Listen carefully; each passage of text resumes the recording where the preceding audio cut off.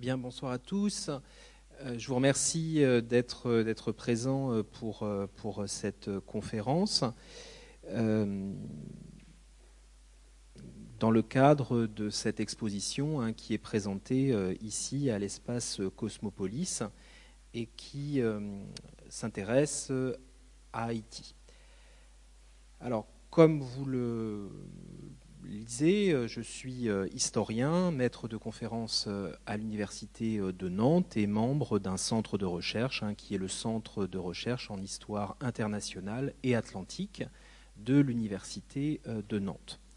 Mais je suis là également à un autre titre, c'est celui de militant associatif, puisque depuis une douzaine d'années maintenant, je suis membre de l'association nantaise bien connue, qui est l'association Les Anneaux de la Mémoire.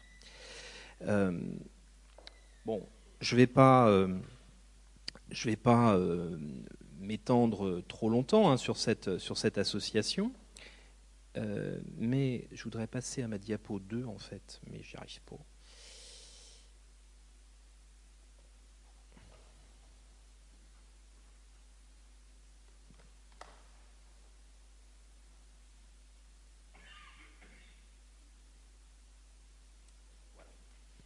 Donc cette association nantaise qui a été créée en 1991 et dont je salue le président Yvon Chotard qui est parmi nous ce soir.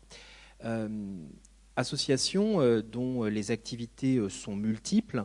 Je ne vais pas évidemment toutes les détailler, mais je vous informe que l'association publie une revue annuelle qui est la revue des Cahiers des Anneaux de la Mémoire. Et cette revue qui est publiée, je vous présente ici sur cette diapositive les deux derniers numéros. Le numéro 16 qui a été donc consacré à la Loire et au commerce atlantique, 17e, 19e siècle. Et le numéro 17, publié il y a quelques mois, qui porte sur couleur et liberté dans l'espace colonial français. Alors, ces deux numéros, ils sont tout à fait révélateurs des liens qui peuvent exister entre, d'une part, Nantes, mais également tout l'arrière-pays traversé par la Loire. C'était un petit peu l'objectif de ce cahier numéro 16. C'était de montrer comment le port de Nantes et les provinces traversées par la Loire avaient contribué à un essor qui était celui du commerce atlantique et comment finalement cette entrée dans le monde atlantique avait eu également des répercussions sur le port de Nantes, bien évidemment, on va en parler, mais également sur l'ensemble de ces provinces traversées par la Loire. Et puis, dans le dernier numéro, on a un article en particulier de Bernard Guénaud, célèbre historien, qui évoque la situation des libres de couleur à Saint-Domingue et la mise en place d'Haïti.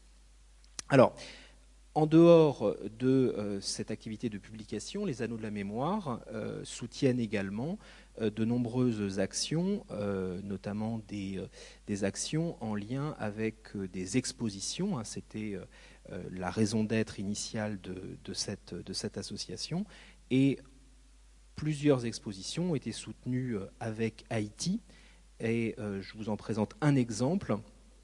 C'était une exposition qui a été montée à la Guadeloupe en 2011 avec le soutien des Anneaux de la Mémoire et qui reprenait une exposition qui avait été présentée en 2004, créée en 2004 pour le bicentenaire de l'État haïtien au MUPANA, qui est le musée national du Panthéon, du Panthéon haïtien. Et donc les Anneaux ont contribué à la mise en place de cette exposition en Guadeloupe.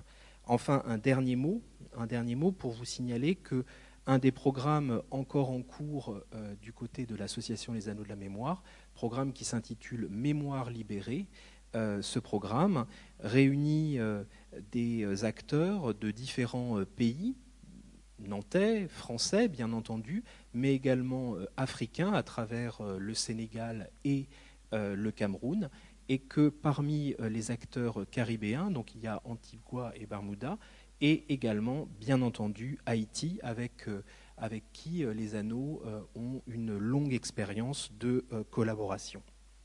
Alors, mon approche va être une approche historique, une approche historique qui cherche à étudier les relations entre Nantes et ce qui est à l'époque Saint-Domingue. Et voyez que mon propos sera centré sur les XVIIe, XVIIIe et début du XIXe siècle. C'est-à-dire que concrètement, nous nous arrêterons dans les premières décennies du XIXe siècle, au moment où Saint-Domingue devient Haïti. J'ai déjà donné cette date de 1804. On va voir évidemment que les liens vont se rompre entre Nantes et Saint-Domingue, et nous terminerons avec les fameux traités liés aux réparations qui ont été versés à la France par le nouvel État haïtien au XIXe siècle. Alors, c'était indiqué dans la présentation de la conférence que vous avez pu lire sur le dépliant édité par donc Cosmopolis, qui organise cette exposition, évoquer l'histoire de Nantes et des relations entre Nantes et Saint-Domingue, c'est évoquer une histoire éminemment douloureuse. Et ça, je tiens d'entrée de jeu à le préciser, une histoire douloureuse. Pourquoi ? Parce que d'un côté, on a une colonie française qui a poussé, sans doute le plus loin, le système de la plantation esclavagiste. Juste vous rappeler que Saint-Domingue est, dans la deuxième moitié du XVIIIe siècle, le premier producteur mondial de canne à sucre et également le premier producteur mondial de café. Cette production repose sur le recours systématique à une main-d'œuvre esclave. C'est-à-dire que ce sont des Noirs africains déportés par dizaines de milliers depuis le continent africain qui vont contribuer à mettre en place cette production dans les plantations. Et ce nombre d'esclaves présents à Saint-Domingue est un nombre extrêmement important, puisque si vous pouvez regarder là sur le tableau que je vous projette, à la veille de la Révolution française, on a des chiffres de 1788-1789 pour l'ensemble des colonies françaises. Vous constatez que le nombre d'esclaves, par exemple à la Guadeloupe, se situe autour de 85 000, à peu près autant qu'à la Martinique.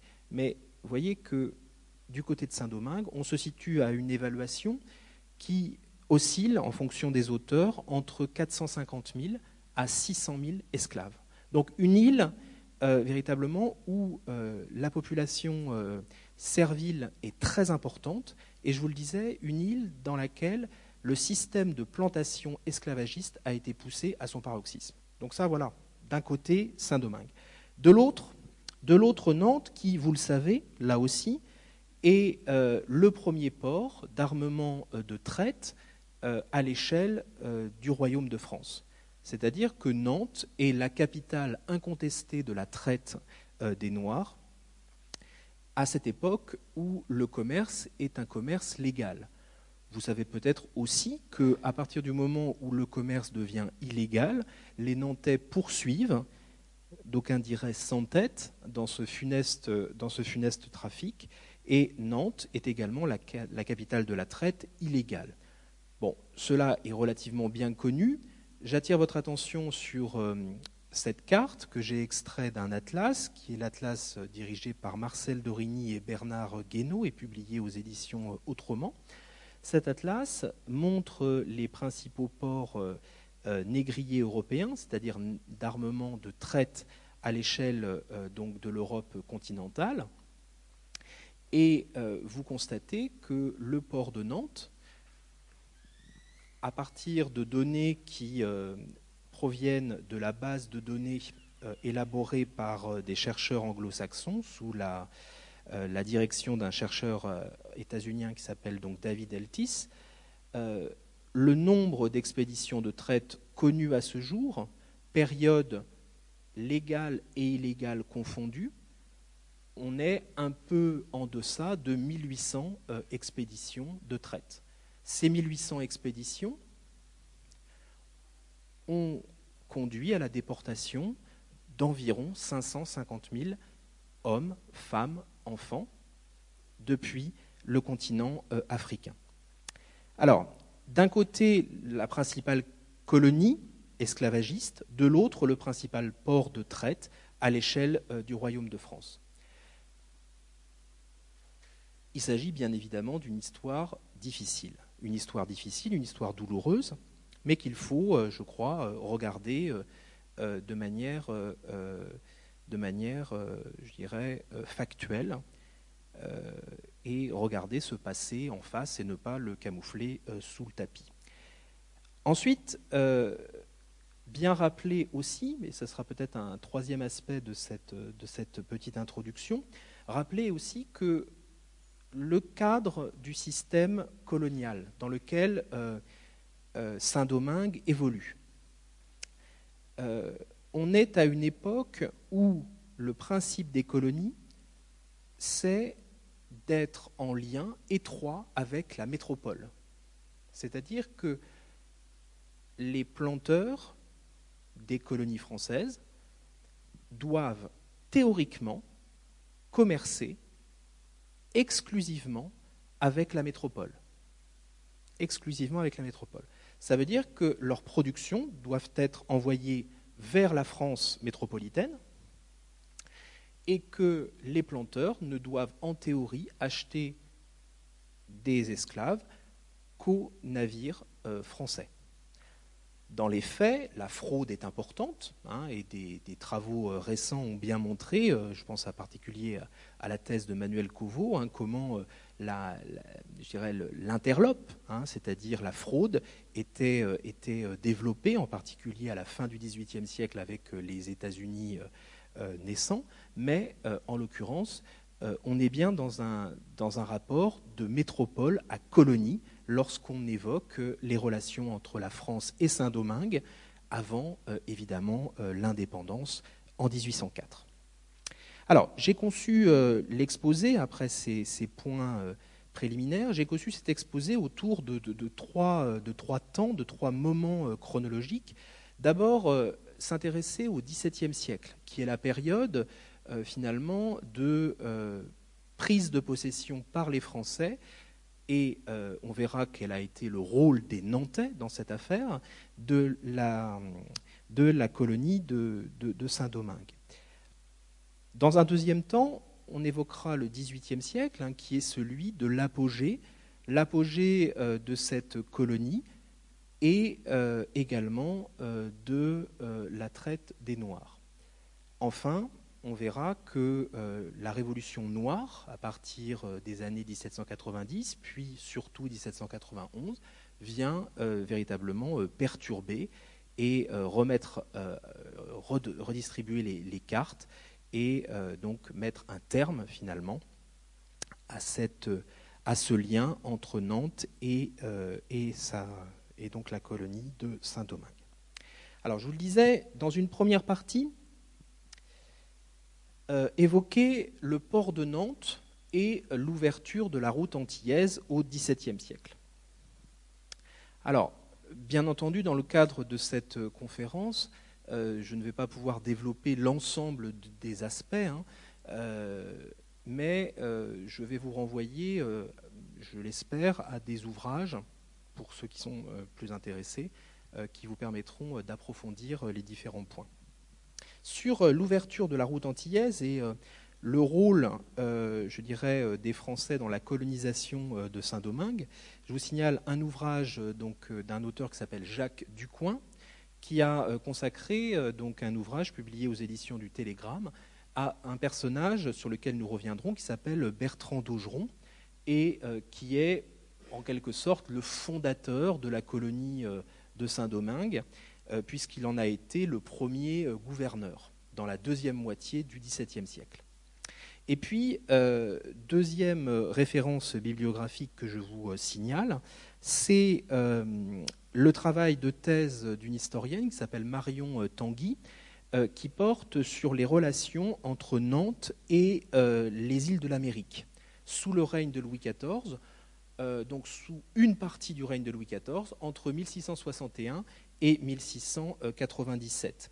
C'est-à-dire que dans son travail, Marion montre bien comment l'île de Saint-Domingue s'impose progressivement comme véritablement la principale destination pour les navires nantais, sachant que son approche est plutôt tournée sur le commerce en droiture, c'est-à-dire le commerce entre Nantes et les colonies en droite ligne, donc d'où le nom de droiture.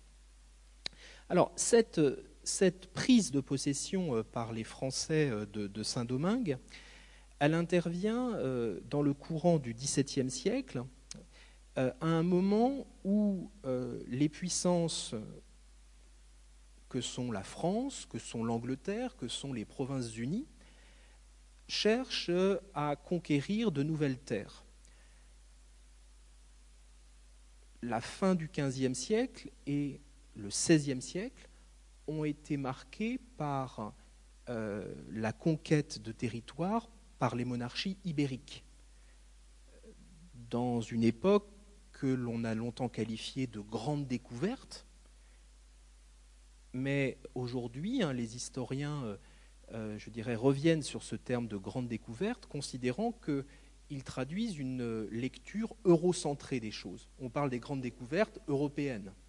Mais les Européens ne découvrent pas des terres vierges d'hommes.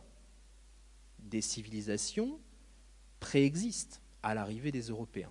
Et donc aujourd'hui, les historiens préfèrent évoquer la mise en connexion des grandes parties du monde ou encore le désenclavement des grandes parties du monde. En tout état de cause, vous le constatez sur cette carte, les Espagnols, donc essentiellement les Castillans, et les Portugais, dans ce continent qui était inconnu des Européens, se taillent donc des possessions coloniales. Et le XVIe siècle est un XVIe siècle européen dominé par la monarchie espagnole. On a vraiment une domination très forte de l'Espagne sur l'ensemble de l'Europe. Ce qui évidemment suscite des convoitises de la part des autres puissances européennes qui vont elles aussi chercher à se constituer des empires coloniaux. Ce que vous le constatez sur cette carte, c'est que, qui donne un peu le résultat des choses au milieu du XVIIIe siècle, c'est que les Anglais ont pris pied en Amérique du Nord, les Français également, à travers la fameuse Nouvelle-France, mais vous constatez aussi que cette partie donc, d'Europe, donc du continent américain, cette partie caribéenne, devient un enjeu entre les différentes puissances européennes qui vont prolonger les conflits européens dans ces nouvelles terres à conquérir. Alors, dans un premier temps, ce ne sont pas tellement les grandes Antilles qui sont l'objet de cette lutte entre les puissances européennes, c'est plutôt ce qu'on appelle aujourd'hui les petites Antilles. C'est cet arc antillais que l'on trouve lorsque l'on arrive depuis l'Atlantique. Et c'est à partir de 1625 que les Français vont prendre pied dans ces petites Antilles en établissant leur souveraineté sur une petite île ici, qui est l'île de Saint-Christophe, l'actuelle île de Saint-Kitts. Et les Français partagent la souveraineté sur Saint-Christophe avec les Anglais. Puis, à 1635, la Guadeloupe et la Martinique, et d'autres possessions. Donc vous voyez que dans un premier temps, c'est essentiellement donc, du côté des petites Antilles.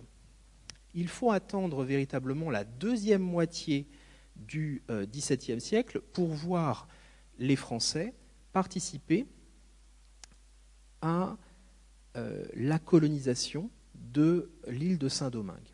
Alors, cette grande île, Donc vous voyez qu'on est en termes de rapport, en termes de superficie. Vous voyez la taille de ce qui devient Haïti ici, par rapport à la Martinique ou par rapport à la Guadeloupe. On est évidemment dans des territoires beaucoup plus vastes. Et cette île donc de Saint-Domingue, elle est sous souveraineté espagnole. Mais vous l'avez vu avec la carte précédente, les Espagnols sont présents sur un grand nombre de territoires en Amérique. Et ils n'ont pas les moyens de défendre l'intégralité de ces territoires. Donc j'allais dire que c'est une souveraineté relativement souple. Et finalement, les Français commencent à s'installer, commencent à prendre pied sur cette partie occidentale de l'île de Saint-Domingue, qui est laissée de côté, pratiquement laissée de côté par les Espagnols. Dans cet établissement de la souveraineté française sur donc Saint-Domingue, un personnage, je l'ai dit tout à l'heure, joue un rôle important, c'est Bertrand d'Augeron. Et là, on retrouve nos Nantais. Alors Bertrand d'Augeron n'est pas nantais, mais c'est un personnage qui est né à Rochefort-sur-Loire, en Anjou, donc non loin de Nantes. Et c'est un personnage qui va obtenir, par le biais donc d'un de ses cousins, le titre de gouverneur. Alors à l'époque, la colonisation s'est réalisée par le Nord, et en particulier, il est nommé gouverneur de l'île de la Tortue. Donc vous voyez cette petite île qui se situe au nord de Saint-Domingue, et de la côte de Saint-Domingue, à partir de 1665. Il est nommé donc gouverneur de cette île de la Tortue. Alors je vous le disais, c'est un personnage qui vient de l'Anjou. Ça veut dire qu'il va amener avec lui, et il va faire venir un grand nombre d'Angevins qui vont peupler cette colonie de Saint-Domingue. Une population angevine avec des rotations de navires au départ du port de Nantes. Donc vous voyez que dès l'origine, j'allais dire, de cette colonie française, on a la présence d'Angevins, on a la présence de la Loire, et on a la présence également de navires partant du port de Nantes. Alors, l'objectif, à cette époque, c'est de peupler la colonisation. On parle d'une colonisation de peuplement, tout simplement parce que la volonté du ministre donc, de la Marine et des colonies à cette époque, qui est Jean-Baptiste Colbert, c'est d'obtenir que les colonies puissent se développer démographiquement pour devenir des marchés d'exportation pour les marchandises qui seraient produites par les industries nationales. On a un élan manufacturier, on a un élan industriel, et on se dit que finalement, si on a des populations dans les colonies, ça sera un marché, ils constitueront un marché de consommation pour les productions de la France métropolitaine. Et cette colonisation de peuplement se fait par le biais des engagés. Ces engagés sont alors souvent donc très majoritairement des hommes, plutôt entre 20 et 30 ans, qui partent, sans trop savoir d'ailleurs ce à quoi ils s'attendent, qui signent un engagement d'une durée de 36 mois, pour aller travailler au service d'un colon donc dans les différentes colonies. Alors, ce système des engagés, Nantes va y prendre une place très importante. Des travaux dirigés par l'historien Gabriel Debien dans les années 1970 ont bien montré que dans le courant démographique de départ des Français vers les colonies, par le biais des engagements, on considère que Nantes a vu partir environ un quart des engagés qui sont partis de la métropole vers les colonies, sont partis du port de Nantes. Alors, démographiquement, ça représente environ 10 000 engagés sur les 40 000 qui seraient partis au XVIIe et XVIIIe siècle. Cependant, le système de l'engagement est surtout un système qui caractérise le début de la colonisation, c'est-à-dire le XVIIe siècle, donc la période dont je vous parle.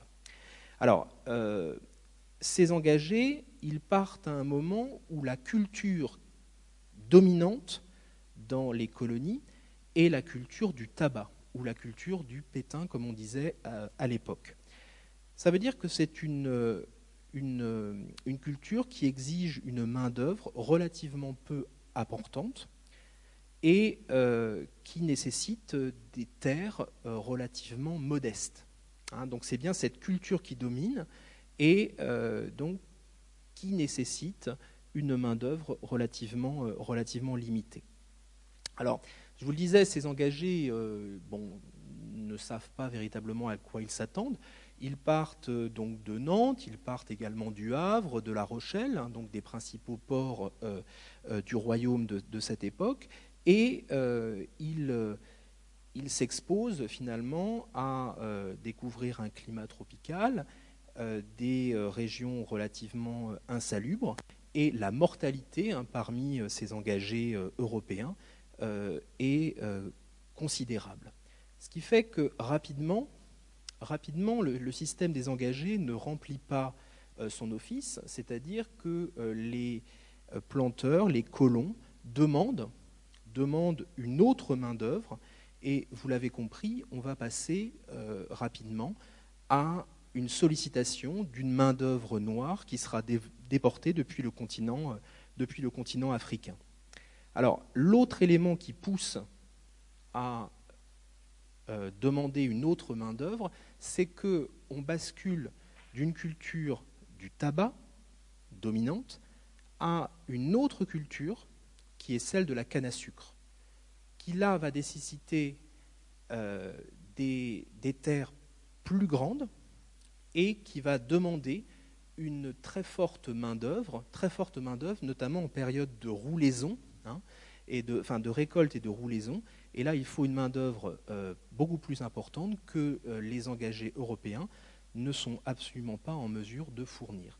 Donc, le recours à la main-d'œuvre servile, déportée depuis le continent africain, doit être comprise dans une logique économique.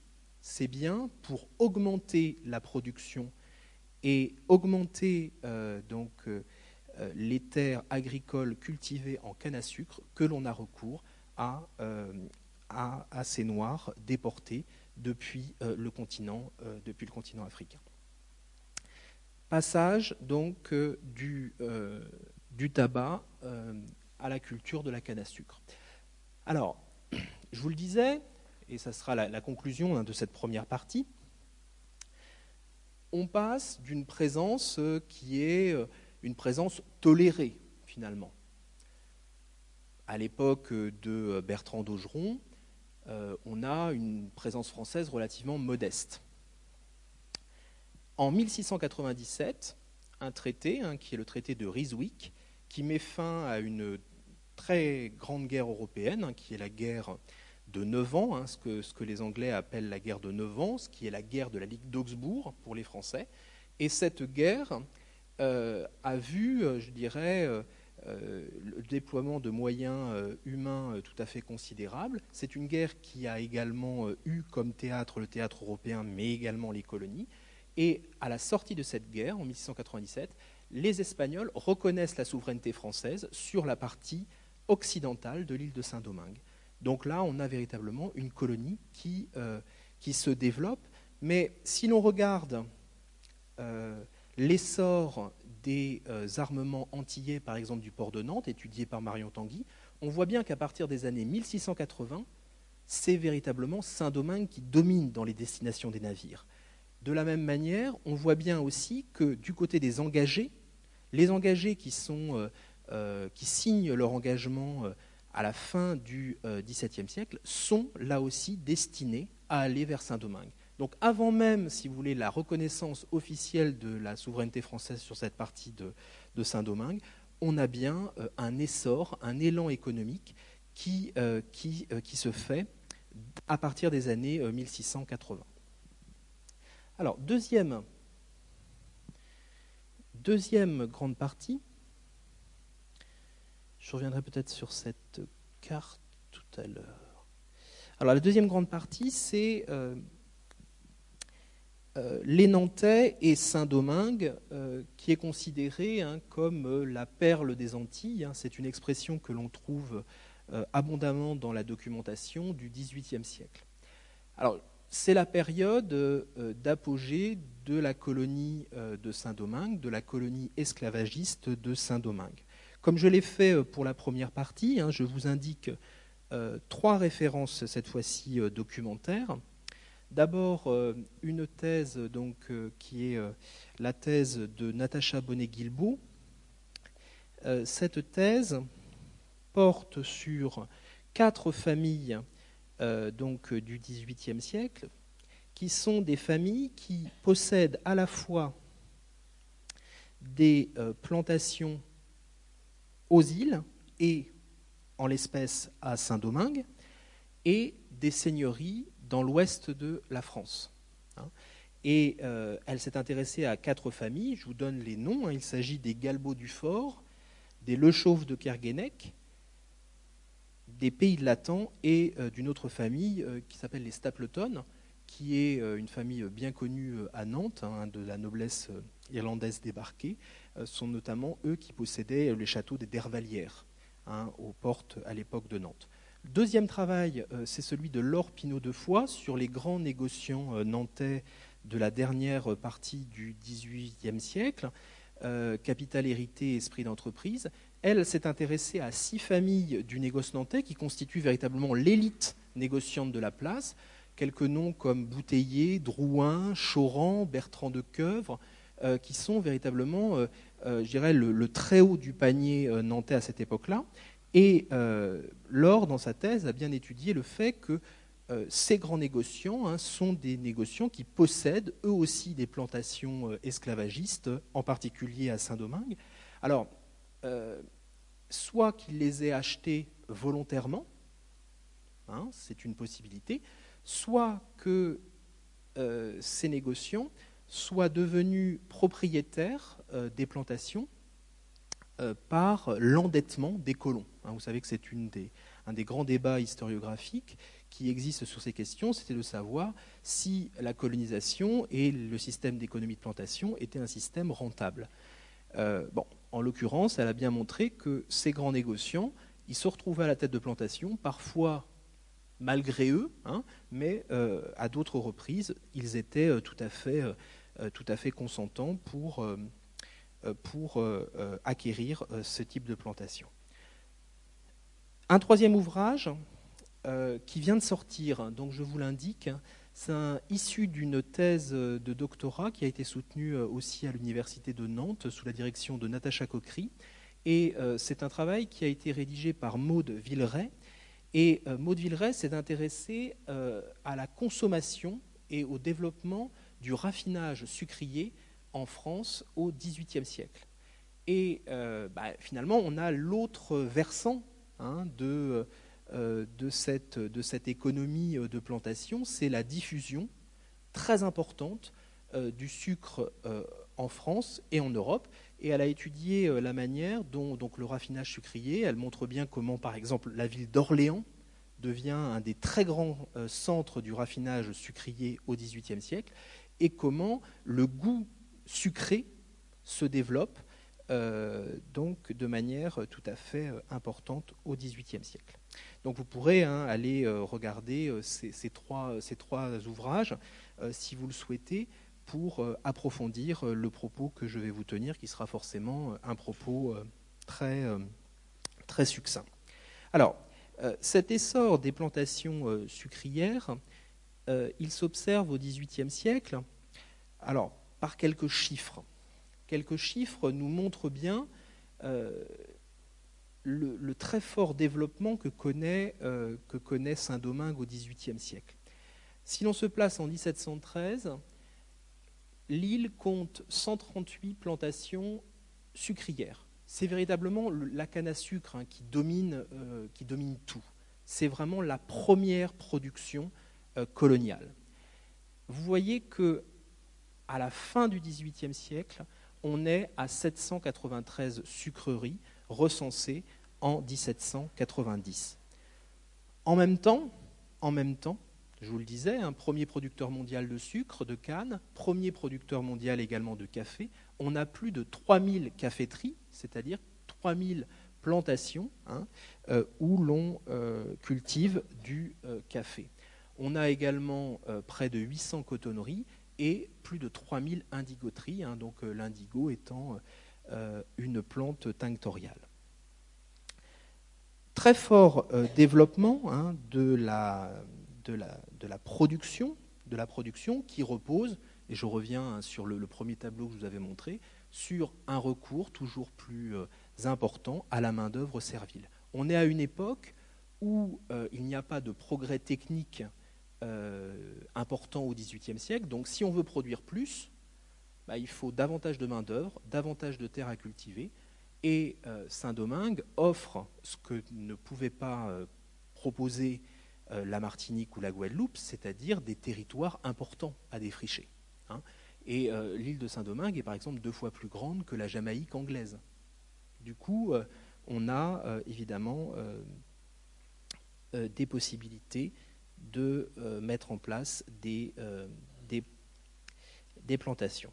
Alors, si l'on se réfère au rôle joué par les Nantais dans cette relation entre Nantes et Saint-Domingue, on peut dire qu'il y a 3 aspects. 3 aspects en étudiant la relation. D'abord, on va voir que les Nantais sont des fournisseurs de captifs pour les colons de Saint-Domingue. Ça, vous vous en doutiez, Nantes, premier port de traite, la colonie de Saint-Domingue est la première destination pour les navires négriers nantais. Première destination, on est autour de 85%, c'est-à-dire que 85% des navires de traite de Nantes vont jusqu'à Saint-Domingue pour livrer leur cargaison, c'est-à-dire pour livrer leurs captifs. 2 grands ports à Saint-Domingue. On a évidemment, alors on pense aujourd'hui bien entendu au Port-au-Prince.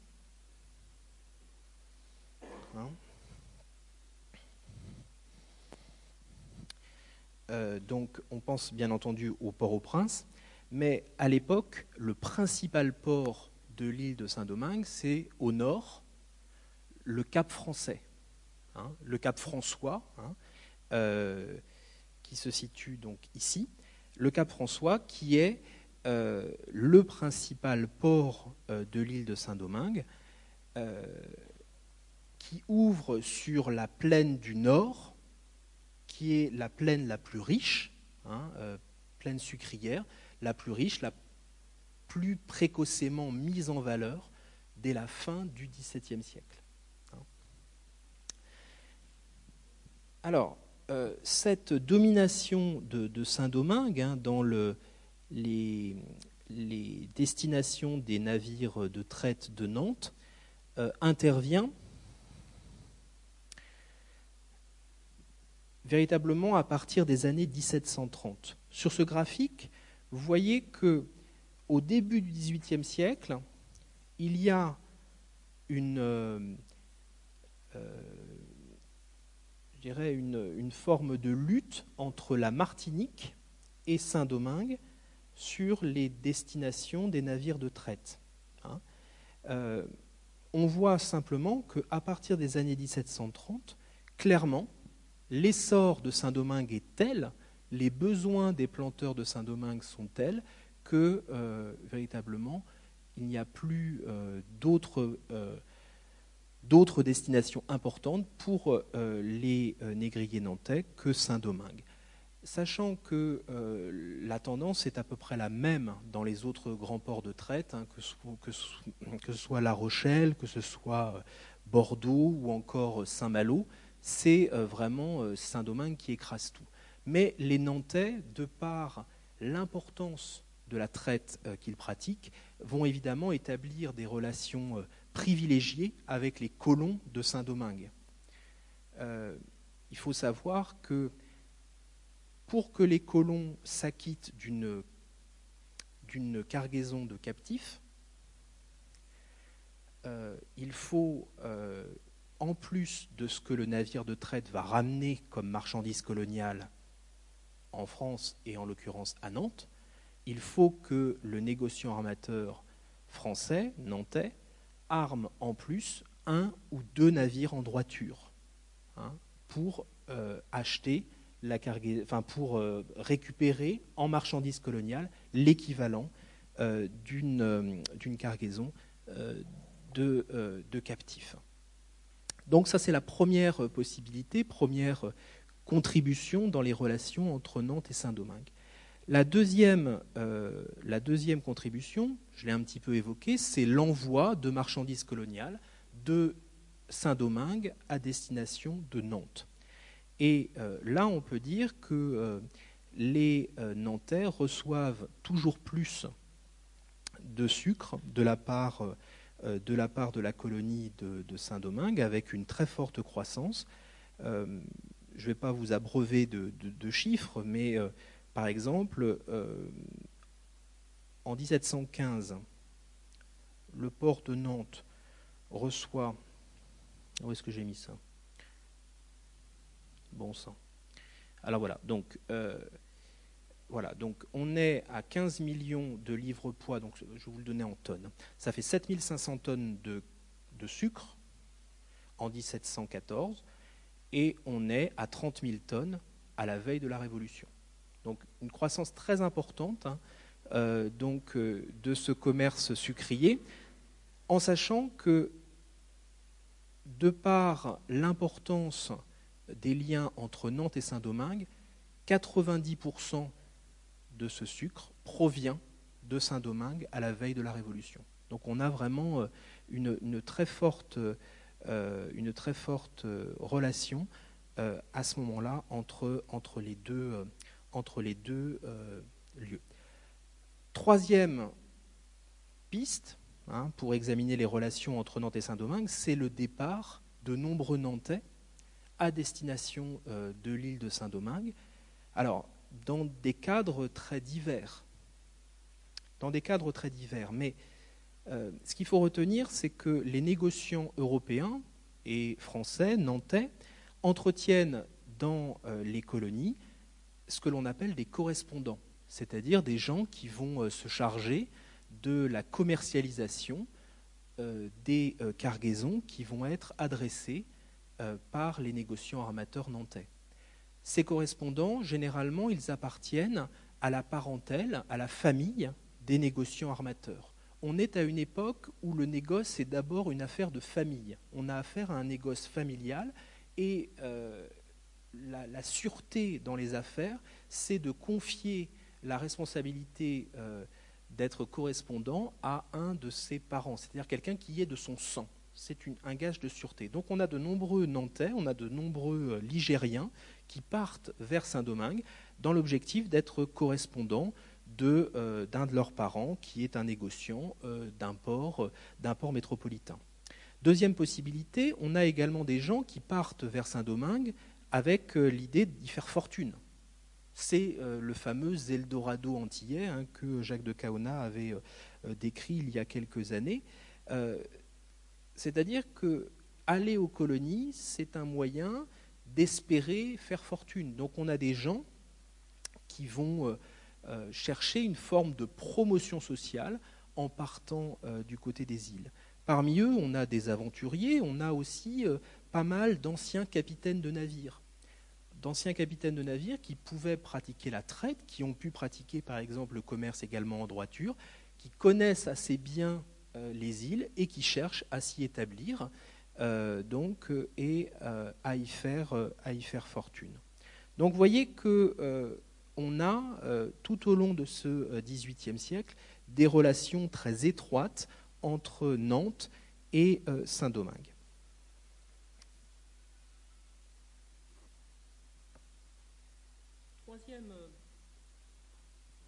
troisième partie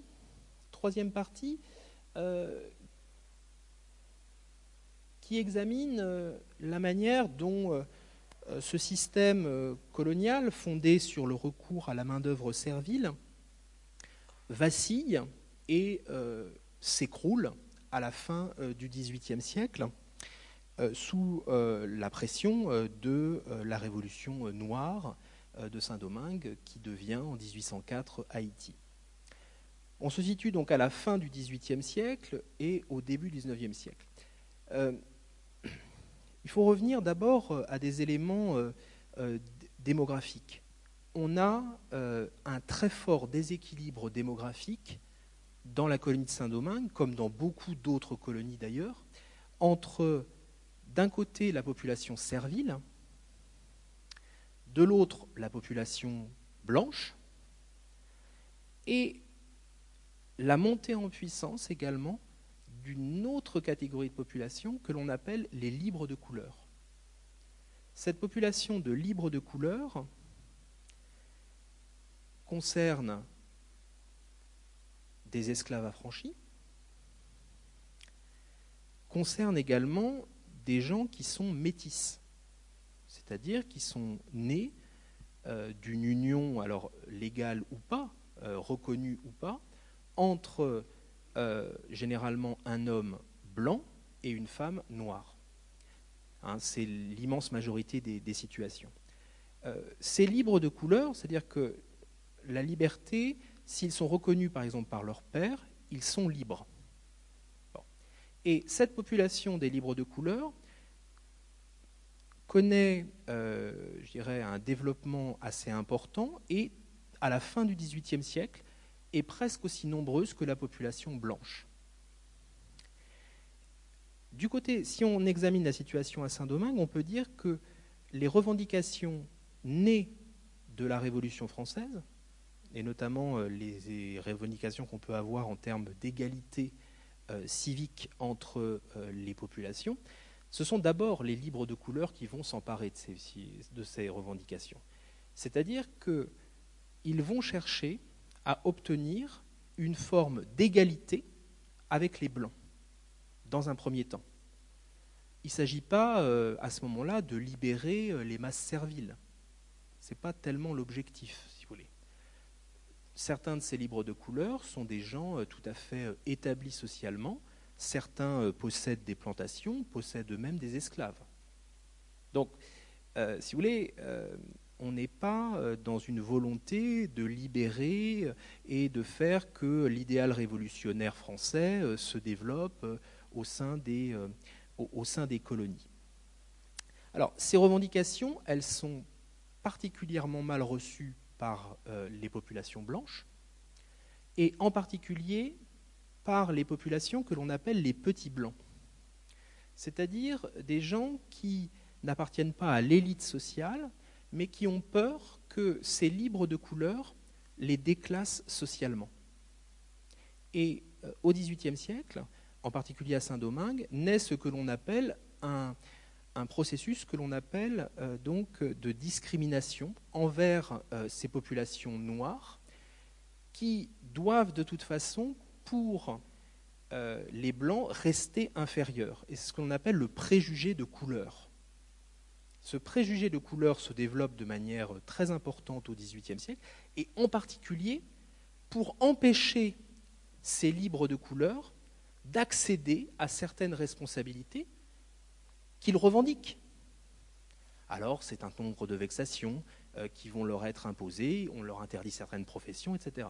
Mais de l'autre côté, il y a une forme de revendication très importante de ces libres de couleur qui vont, j'allais dire, aussi un peu entraîner à un moment les masses serviles derrière eux.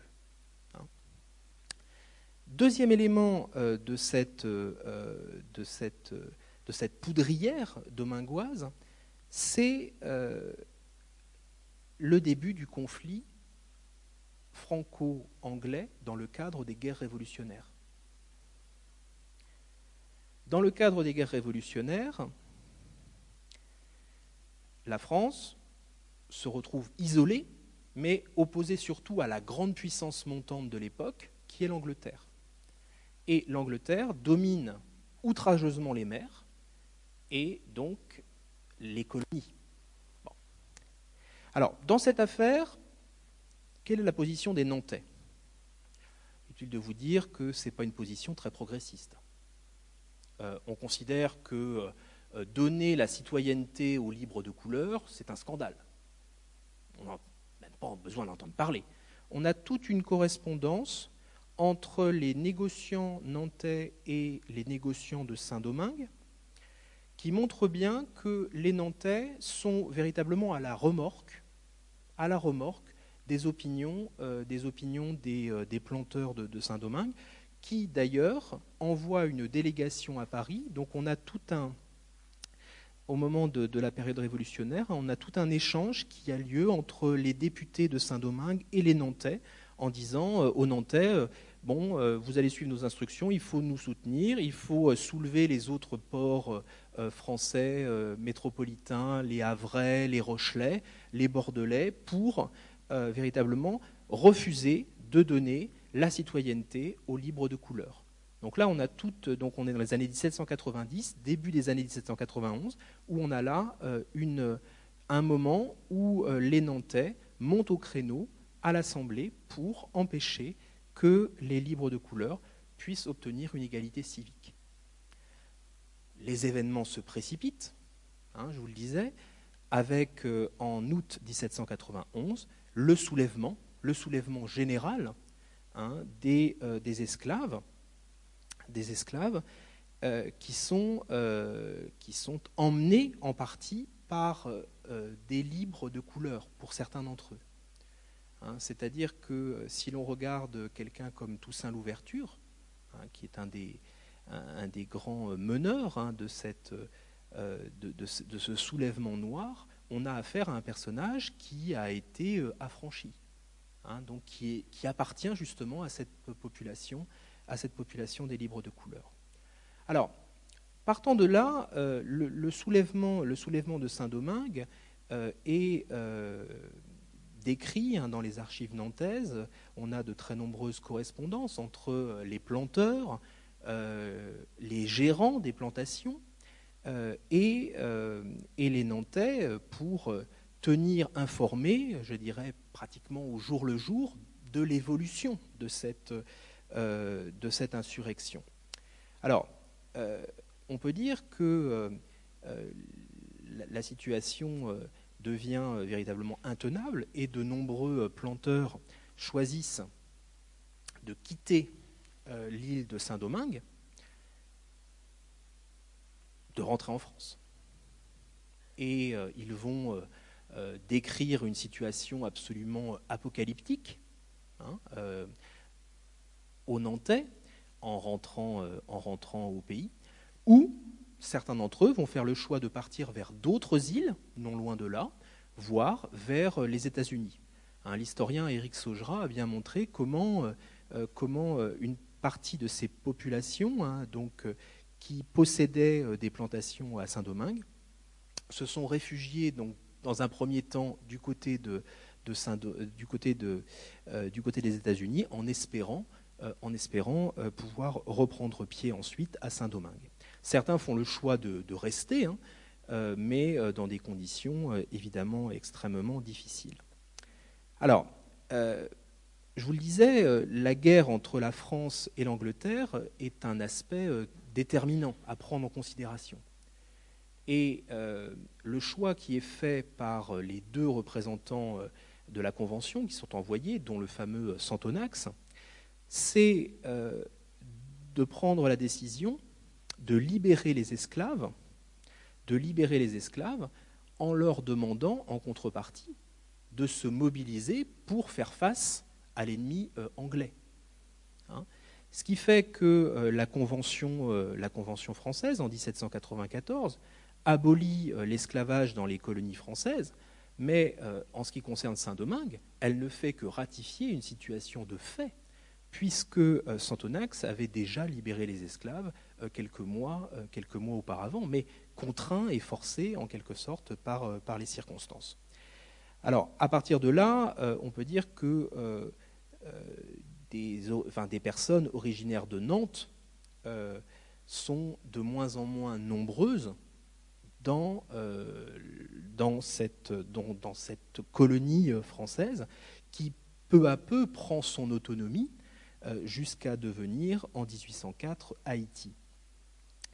Ils sont de moins en moins nombreux. Je vous le disais, ils rapportent des témoignages absolument apocalyptiques de la situation en Haïti, mais ils constituent un groupe de pression puissant, groupe de pression lobby puissant, pour militer pour un corps expéditionnaire qui viendrait reprendre l'île de Saint-Domingue. Et du côté des Nantais, on a toute une littérature donc de l'extrême fin du 19e, même donc d'extrême fin du 18e, début 19e siècle, qui réclame aux autorités l'envoi d'un corps expéditionnaire. Alors, il considère évidemment la tentative de Napoléon Bonaparte lorsqu'il envoie le général Leclerc, son beau-frère, pour tenter de reprendre l'île de Saint-Domingue. Il considère que c'est évidemment une extrême bonne idée d'aller reprendre l'île, mais on voit même que cette littérature qui cherche à vouloir renouer avec l'époque coloniale se poursuit encore dans les premières décennies du XVIIIe siècle, du XIXe, jusqu'en 1825, au moment où Charles X reconnaît l'indépendance d'Haïti. Alors, à ce moment-là, on peut dire que les négociants, les anciens planteurs qui sont rentrés en France, vont militer pour une indemnisation. C'est-à-dire qu'ils ont été dépossédés de leurs biens et donc ils militent à ce moment-là pour une indemnisation, ce qu'ils finiront par obtenir. L'indemnisation a été négociée et vous avez aux archives départementales de Loire-Atlantique des registres qui mentionnent un peu comment les possesseurs de plantations ou leurs héritiers ont touché donc des indemnisations pour la perte des terres qu'ils pouvaient posséder dans l'ancienne colonie. Parmi les témoignages nombreux, il y a celui d'un ancien avocat, et je pense que je terminerai là-dessus pour ne pas épuiser trop votre attention et peut-être laisser la place à quelques questions.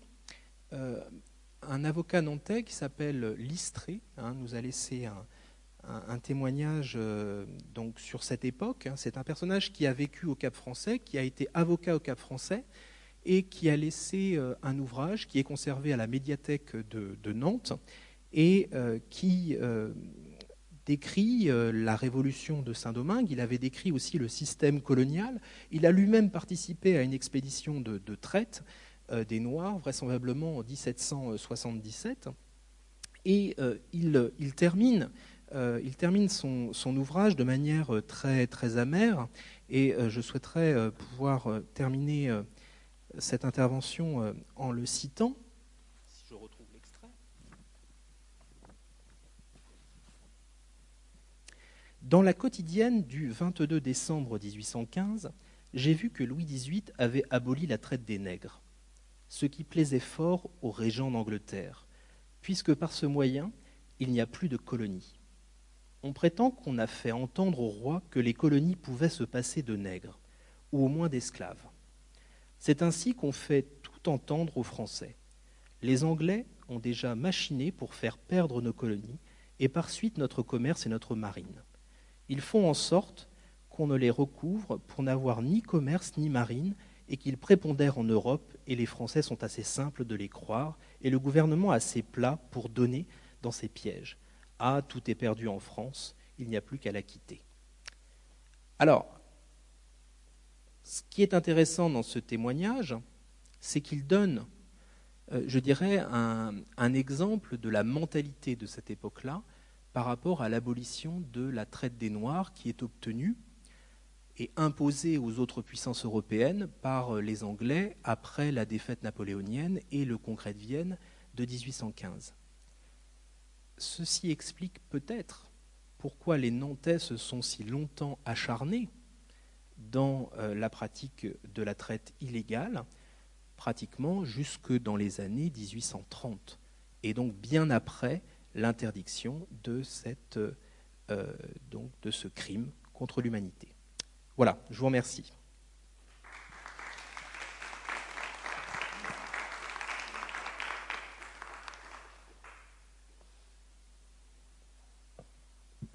Alors, si vous le souhaitez, je veux bien répondre à quelques questions.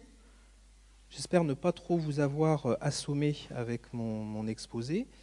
Donc construit autour de ces trois temps, hein, finalement, de la relation entre Nantes et Saint-Domingue, depuis la prise de possession hein, au XVIIe siècle jusqu'au début du XIXe siècle. Pas de questions? Une petite question? Monsieur?